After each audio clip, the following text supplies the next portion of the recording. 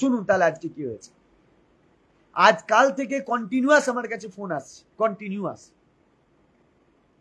বলছে, কেউ বলছে 4 থেকে 7কে এরকম ভাবে বাদ দিয়ে দিচ্ছেন কেন, কখন আমরা বলেছি এই কথাটা?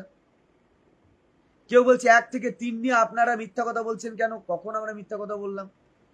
একটা টিম ফোন করলো বলছে 2 আর 3 মধ্যে কোনো দুর্নীতি নেই, সমস্ত ওএমআর প্রবলেম গুলো আছে 1-এ, তাহলে 1টাকে বাদ দিয়ে 2 আর 3কে নিয়ে করছেন না কেন?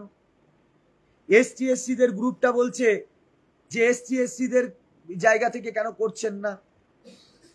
কিছু জন ফোন করলো, তারা বলছে কোনো কোনো সাবজেক্টে কোনো দুর্নীতি নেই, ওইসব জায়গায় আমি যাব না, আমাকে ওই সাবজেক্ট দিয়ে বের করার চেষ্টা করতে হবে। বাহ, দারুণ ব্যাপার। 2 থেকে 3 লড়ছে, 3 থেকে 7 লড়ছে, 2-3 আলাদা করে লড়বে, এসটি এসসি আলাদা করে লড়বে, সাবজেক্ট ওয়াইজ আলাদা করে লড়বেন, সবাই ছোট ছোট ছোট ছোট ভাগ হয়ে বেরিয়ে যান। রিভিউ পিটিশন করুন।